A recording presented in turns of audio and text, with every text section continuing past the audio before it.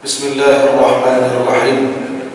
Kajian kita tentang sahabat-sahabat senior di Afgan dahulu.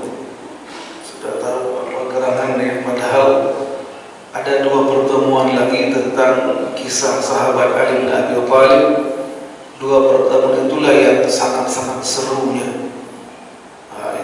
Di penghujung kisah itu sangat seru. Bagaimana kisah Ali bin Abi Thalib dilantik menjadi khalifah, bahkan sebelumnya beliau mengalami 3 orang khalifah. Semuanya beliau dalam kondisi taat, patuh, dan tidak ada pemberontakan dan tidak terima sama sekali. Sebagaimana orang-orang Rafidhah menuduh bahwasanya 3 orang khalifah merebut kekhalifahan yang asli, yang sah dari sahabat Abu atau Ali bin Abi Thalib. Lebih-lebih ketika sahabat Umar bin Khattab radhiyallahu anhu 10 tahun memerintah, Ali bin Abi Thalib termasuk orang kedua.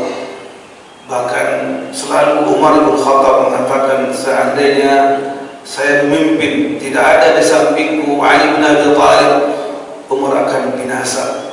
Tentunya apa? Ketinggian ilmu serta ketakwaan. Ala kulli hal, dua pertemuan itu kita akan sambung di lain waktu insya Allah.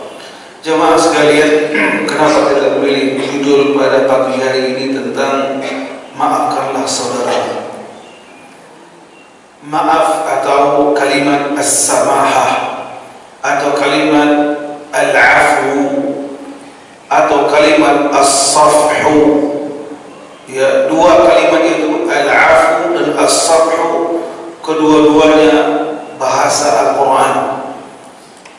Ya, wal ya'fu wal yasfahu, ya, wal ya'fu wal yasfahu bisa kita lihat dalam Al-Quran. Ya, ada yang tahu surah apa? Wal ya'fu wal yasfahu menunjukkan bagaimana ketinggian ya dua kalimat tersebut, yang maknanya ialah berikan maaf kepada saudaramu. Ya, bahkan kalimat ya as-safhu itu ialah seperti kertas putih. Ketika kita memaafkan saudara atau teman kita tanpa tersisa rasa sakit hati, dendam, atau ingin mencelakainya, dan ini berat. Bahkan kita selalu ya berujar, ya, saya akan tuntut engkau sampai hari kiamat. Ada lagi kalimat yang mengeringan, akan saya maafkan sampai 7, bukan 7 tahun. Bayangkan 7 turunan, 7 kali 50. Itu kalimat yang tidak pas, tidak tepat. Dendam, iya, sakit hati, semuanya sakit. Siapa yang gak sakit hati ketika kita difitnah? Kalau di sebuah jabatan yang tinggi kita difitnah, dibully, lalu di PHK. Lebih-lebih orang-orang yang berbuat tadi ialah bawahan kita. Bahkan dulu pernah kita ajarkan, kita bimbing, kita trainer atau kita training, tiba-tiba kita digulingkan, sakit betul. Apalagi coba keluarga kita tidak lepas dari fitnah atau gunjingannya, dari buliannya. Atau kita pernah duduk di sebuah sekolah, yayasan, lembaga, masjid, mohon maaf, bukan di sini, kita yang merintis sambil kita menangis, meringis, tapi jangan mengemis. Itu buat 4 punya bahasa. Merintis lalu menangis siang malam. Ketua DKM capek mencari dana, terbengkalai kamar mandi gak siap-siap. Jamaah komen di luar, para netizen, nggak becus memimpin. Ya Allah, itu. Jadi kita merintis, menangis, bahkan meringis, tapi jangan mengemis. Sudah banyak hal kita dapatkan dalam kehidupan kita. Bertetangga bukan memuji diri kita masing-masing, kurang apa baiknya. Yang dia gak punya tempat, cariin kontrakan gratis, diberikan sumbangan setiap bulan untuk kehidupannya. Bahkan SPP anak-anaknya yang di sekolah kita gratis. Tiba-tiba, ya Allah ya Rabbi, kita yang dibuli. Ada banyak. Atau ada orang yang berhutang, begitu mudah dia berhutang, ketika dia ditagih, 5 dalil keluar, 5 ayat keluar, ya mulailah dia uring-uringan. Nomor HP ini blokir. Ketemu di masjid ba'da salat, habis kajian nggak nongol-nongol. Nah, kita lihat punya uang, ngasih utang kepadanya, dia di luar sana komentar pelit, baru dikit aja udah ngomong sekelangit. Subhanallah. Bagaimana jemaah kalau itu terjadi kepada adik kandung sendiri, kerabat dekat sendiri, mohon maaf, mertua sendiri? Dia yang numpang di rumah kita, bawa adik ipar 3 orang, sedang ngatur rumah tangga kita, habis gajian minta setengah. Paham jemaah? Apa yang kita bisa perbuat? Ambil 5 jari, urut dada, lalu la haula wala quwwata illa ada bahkan diperes. Mari jemaah, apa yang dialami oleh para sahabat jauh lebih berat dari kita, dan apa yang dialami para rasul sallallahu alaihi wasallam, apa yang dialami para anbiya jauh lebih berat. Karena apa? Ujian seseorang tergantung kadar keimanannya. Allah menguji seorang hamba tergantung ketakwaannya kepada Allah. Sebutlah Nabi yang paling panjang usianya, Nabi Nuh alaihissalam. Kita hitung berapa jumlah orang yang mengikuti Nabi Nuh. Enggak sampai 100. Bahkan anak kandungnya termasuk orang yang durhaka. Istrinya termasuk orang yang berkhianat kepada suami. Lihatlah Al-Quran dalam surah Hud, dialog. Ya, ketika Nabi Yunus dan Nabi Nuh mengatakan, ya bunayya kam ma'ana wa la takum ma'al kafirin. Wahai anakku, ayo naik ke kapal ayah, berlabuh mengarungi ombak yang besar nanti, dan jangan termasuk orang-orang yang ingkar. Apa jawaban anaknya? Ya, qala sa'awi ila jabal. Tidak, saya akan menaiki bukit yang tinggi ini, wahai ayah, ya'simuni minal ma', yang saya selamat dari banjir besar pada hari ini. Apa terjadi? Dia termasuk orang yang tenggelam. Lain halnya Nabi Ibrahim alaihissalam. Orang yang pertama memusuhi ajakan seru Nabi Ibrahim ialah bapak kandung sendiri. Dia akhirnya dihardik, dibentak, dia diusir dari rumah. Dan Nabi Ibrahim hanya meminta kepada bapaknya, wahai bapak, tinggalkan sesembahan patung-patung ini, sembahlah Allah semata-mata. Nabi Allah Musa alaihissalam menghadapi sang durjana, tirani, zalim, Fir'aun laknatullah alaih. Bukan hanya Fir'aun, tentara-tentara yang super bengis,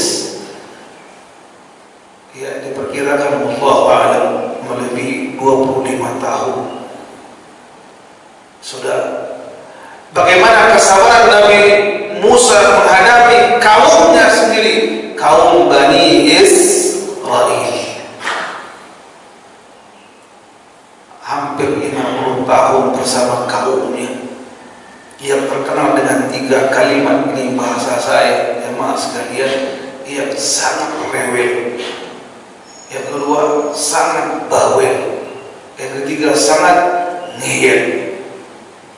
Itulah kaum yang dihadapi oleh Nabi Musa alaihissalam.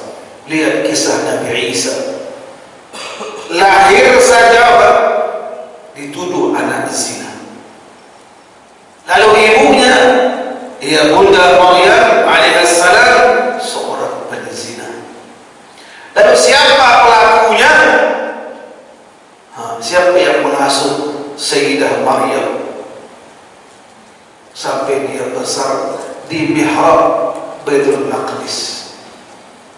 Kalau bukan paman atau kakak iparnya, itulah Nabi Zakaria. 3 orang terlibat, Pak, dituduh oleh orang-orang Yahudi sepanjang zaman. Lalu nanti beliau berdakwah di hadapan kaumnya Bani Israel. Jangankan berbicara, tampil doang, lewat doang dituduh. Anak apa? Jawab, anak apa?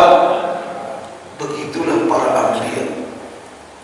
Lalu bacalah, telusuri ya hari demi hari apa yang dialami oleh sang Rasul Nabi kita yang mulia sallallahu alaihi wasallam.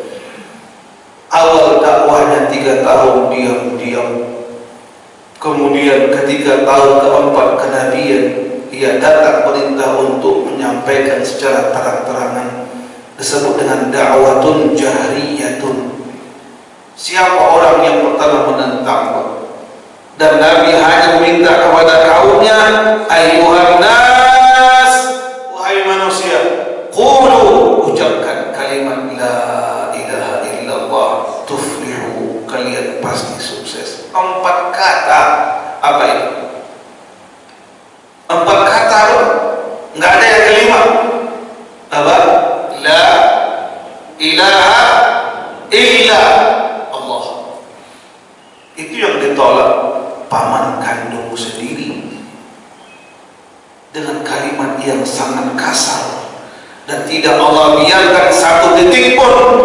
Turunlah malaikat Jibril alaihissalam membawa 1 surah dan dibaca oleh manusia sepanjang zaman. Tabbat yada abi lahabin. Ketika sang paman, orang yang terdepan memusuhi dakwah Rasulullah, Abu Lahab. Lihat, di balik itulah, setelah itulah abu-abu yang lain ikut menentang dakwah Nabi sallallahu alaihi wasallam. Mari jemaah, kita ambil sedikit di antara ayat-ayat Allah Subhanahu wa taala tentang betapa besarnya sifat maaf tersebut, dan bagaimana janji Allah bagi orang-orang yang selalu memaafkan dia terhadap saudaranya, walaupun sebesar apapun dosa atau kesalahan. Betul, kita kadang-kadang mengatakan saya maafkan, namun hati ada kebencian, itu wajar. Apa yang terjadi kepada Rasulullah SAW? Beliau manusia biasa. Tatkala beliau bertemu dengan pembunuh paman kandung beliau, siapa namanya? Pembunuh paman kandung beliau dalam peperangan Uhud, seorang budak hamba sahaya yang dahulunya di kota Makkah teman dekatnya Bilal bin Rabah radhiyallahu anhu. Ada yang ingat namanya? Wahsy, ya, yang ahli tombak. Ketika masuk Islam di Fathu Makkah tahun ke-8 Hijriah, masuk Islam, ikrar, berbaiat, iya. Dan Nabi bertanya, wahai Wahsy, ceritakan bagaimana engkau membunuh pamanku. Bukan mungkin ia sakit yang lama alias ia dendam yang lama, tidak. Diceritakan. Di akhir dialog itulah kata sang Rasul, wahai Wahsy, kalau bisa jangan sempat lagi mataku melihat engkau. Padahal Nabi orang yang paling mulia akhlaknya, namun terhadap Wahsy beliau katakan seperti itu. Lalu apa reaksi sahabat Wahsy? Kata beliau, saya saya pun mencuri-curi pandang untuk melihat wajah mulia sang Rasul sallallahu alaihi wasallam, dan Wahsy pun berharap bisa menebus, membayar orang yang telah saya bunuh, dan Allah takdirkan beliau bisa membunuh nabi palsu. Siapa namanya? Musailamah al-Kadzdzab. Hal yang kedua jemaah, sebagai maklumat, Umar bin Khattab sang khalifah pun bertemu dengan orang yang membunuh kakaknya sendiri, bernama Zaid bin Al-Khattab. Satu ayah beda ibu. Zaid bin Al-Khattab yang terbunuh syahid dalam peperangan Al-Yamamah ketika membunuh Nabi palsu itu. Ketemu dan Umar bin Khattab meniru apa yang Nabi perbuat. Wahai pembunuh paman atau adik kakakku, mohon maaf, ya kalau bisa janganlah mataku melihat engkau lagi. Karena apa? Belum bisa dimaafkan secara totalitas, dan itu wajar ya. Mari, adapun kalimat al-afu, maaf, bahasa kita menjadi bahasa Indonesia, ya maaf. Tidak bisa huruf ain menjadi apa?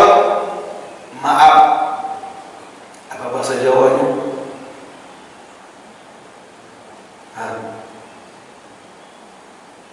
Kalau jawabnya apa bahasa Jawanya? Kalau orang Sunda barangkali ada kalimat punten. Ngapunten. Ya itu bahasa ya, sehingga kalimat af jauh lebih tinggi daripada kalimat ghufran atau maghfirah. Sehingga kalimat al-afu itu, ia kata para ulama, kita maafkan orang yang telah berbuat salah tanpa tersisa di hati kita. Ini berat. Nah, kalimat as-safhu lebih tinggi dari itu. Nah, kita memohon kepada Allah setiap kita jumpai malam-malam akhir Ramadan dengan kalimat doa Allahumma innaka, jamaah, Allahumma innaka afuwun, ya Allah, sungguh engkau memaafkan semua dosa-dosa dan tidak lagi menyisakan di buku tersebut, tidak tercatat lagi. Nah, ini kita harapkan. Mari kita baca di antara manfaat atau keutamaan memaafkan dalam orang lain. Pertama, mendapatkan ampunan Allah Subhanahu wa taala. Orang yang memaafkan akan diampuni oleh Allah. Ya, bersumber dari firman Allah surah Ali Imran yang sangat terkenal sekali, ayat yang ke-133 dan setelahnya, ayat yang ma'ruf berbunyi wasari'u ila maghfiratin min rabbikum wa jannatin 'arduha as-samawati wal ardu u'iddat lil muttaqin, dan segeralah kalian menuju ampunan Allah ya, dari Rabb kalian, dan surga Allah yang seluas langit dan bumi, dan telah Allah sediakan bagi hamba-hamba yang bertakwa. Allah sebutkan di antara ciri orang bertakwa yaitu apa? Alladzina yunfiquna fis sarra'i wad dharra, orang yang selalu berinfak ketika lapang dan ketika sempit. Wal kadhiminal ghaidha, orang yang mampu menahan amarah ketika dia layak marah. Yang ketiga ialah wal 'afina 'anil nas, dan selalu memaafkan manusia. Wallahu yuhibbul muhsinin, dan Allah sangat sayang kepada hamba-hamba yang berbuat baik. Wassalamualaikum warahmatullahi wabarakatuh.